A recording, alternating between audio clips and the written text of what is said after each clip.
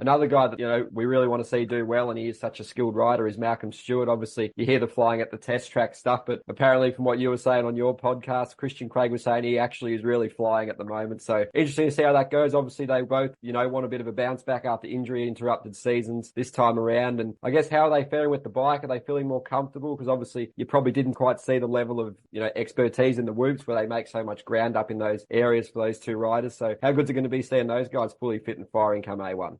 Yeah, it should be good. Christian was just kind of back to normal. I think he's healthy again. Mentally, he's back, and he's just kind of ready to go again. Because if you think about A1 for Christian last year, he comes in, he's like second in the free practice. I think he was third in the first qualifying session, and then he has this huge crash in the final qualifying session. And even to, in his own words, he said that just ruined my confidence. Like we came in on top of the world, and then I didn't trust myself anymore after that crash. And you could really see his results suffered. Like he was running around 10, 11, 12 the first several rounds of the series. And he started coming back a little bit, getting back in that 6, 7, 8 spot. And then he had that big injury. So I think mentally for him was just getting back to a place where he trusts himself to go fast again and allow himself to ride without hesitation, which it sounds like he is. But having said that, all he could talk about while we were speaking with him was how fast that Malcolm was going. He basically said everybody's just chasing Malcolm everywhere we go. No one can touch him. Doesn't matter which track we go to, what day it is.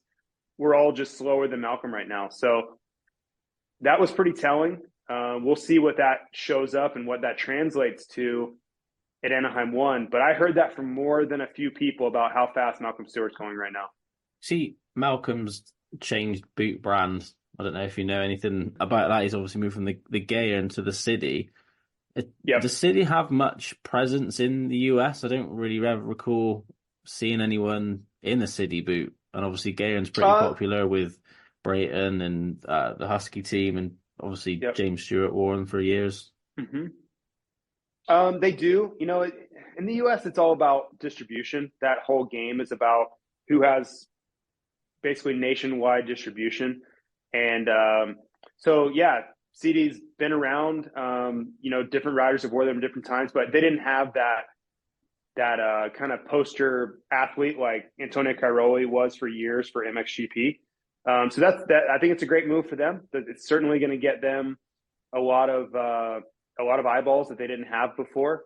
But then for Garnet, Garnet's had lots of guys. Zach Osborne for years, and the company I work for, Western Power Sports, has distributed Garnet for a really long time. So I've been super familiar with that brand. I wore it back in 2005 myself.